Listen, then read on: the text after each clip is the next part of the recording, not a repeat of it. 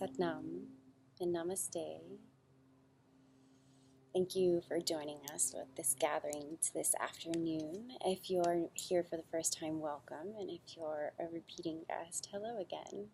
So this afternoon, I wanted to share a reading from the Rumi Oracle deck from Alana Fairchild, and a card that I have not yet seen before that I pulled for all of our highest good for this afternoon to focus on for the rest of the week, or how you decide to focus on this card. I pulled Beyond Death, Life.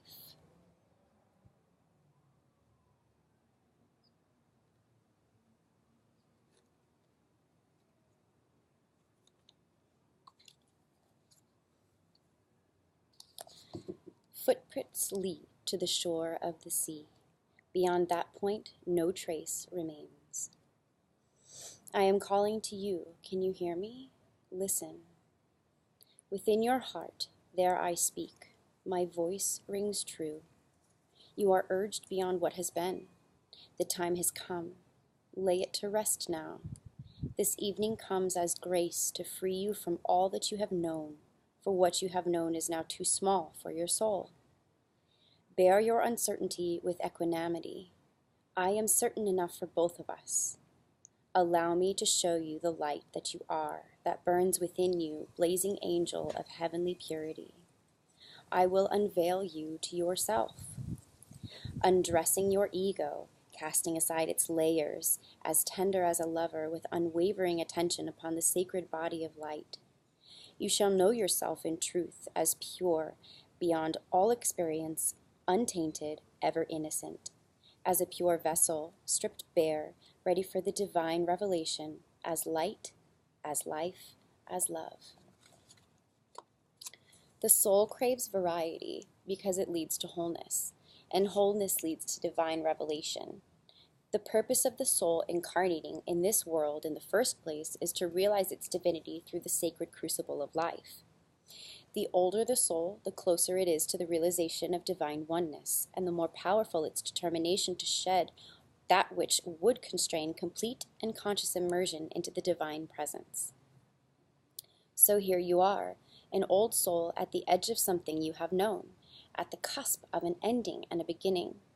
Perhaps you are already in surrender and falling in, or perhaps you are fearful and resisting as you greet your own unknown destiny. Yet this moment is happening because your own divine soul has chosen for it to be this way, so that love may grow. There is no punishment in this ending, nor is there anything to fear. There may be pain, there may be grief and loss. There may be uncertainty and even insecurity. Yet you have a heart big enough to bear such growing pains. Your heart is big enough to receive the joy that is lying in wait for you as you stumble across her in the course of your clumsy, inspired travails into new life.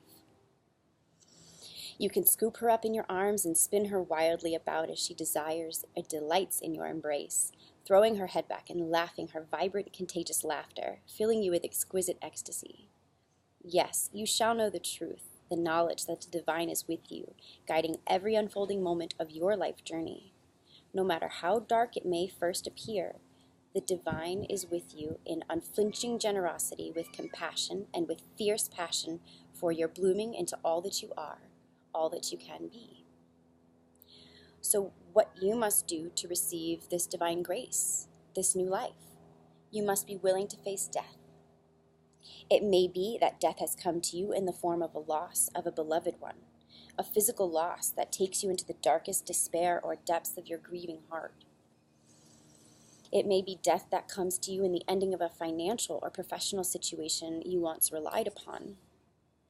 It could be in the sense that you don't really know who you are anymore, old identities having shown themselves to be inadequate, inaccurate, mere ego masks too small for the great being that you are starting to suspect you may be. Your death may be a choice to let go, to take a step in a new direction, to move house, to end a relationship, to change career, or to step away from a religious or philosophical tradition or a group or a teacher.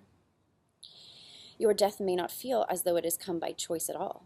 It may be a sickness that leaves you feeling helpless, a relationship or other life circumstance changing when you wish with all of your heart that it would not. Your transition through this death may be triggered by an inner feeling that you cannot quite pin down. Nonetheless, it powerfully propels you away from what has been and towards untapped possibilities, perhaps even towards great confusion as you encounter life in a new way, feeling even somewhat unprepared and uncertain as to what may lie ahead of you now. How you deal with this grace, hidden though it may first appear to be under the cloak of crisis, is upon you. You have enough spiritual intelligence to shift perspective and to choose, if you wish, to rest your inner gaze upon what lies beyond the death. Gaze instead upon new life that is calling you. When you know deep within that no matter what experiences you have had in your life, that you are untainted, you will be more easily able to trust in the love that the divine has for you. You won't question your worthiness, and therefore you will trust in life more easily and more fully, no matter how much it asks of you at times. The divine is a relentless lover. It wants nothing less than your total being to be held in its embrace. Sometimes that means we will have to give up lesser loves for the greater love, the divine one that calls us to remember our true nature. You are a beautiful, blazing soul having a human experience that defies explanation and opens you up to divinity. That is what's happening in your life now, whether the death is obvious and painful to you, or whether you are uncertain as to how it is as yet showing up in your life. Either way, there is an ending imminent, a new life coming to you with greater opportunity for your radiant soul to shine its beauty in the world. Grasp it eagerly, beloved. Now is not the time for fear or hesitation. Focus on what is becoming, whilst honoring what is no longer to be. And the sacred honoring ritual for this particular divination is as follows. Place your hands on your heart. Say out loud, Rumi, who loves me unconditionally, I call upon your loving grace. Please help me release what I no longer need, what is too small for my great light. Help me recognize the purity of my own being so that I can more easily trust in the divine love calling to me like an insistent lover in every moment. I breathe in your compassionate grace now.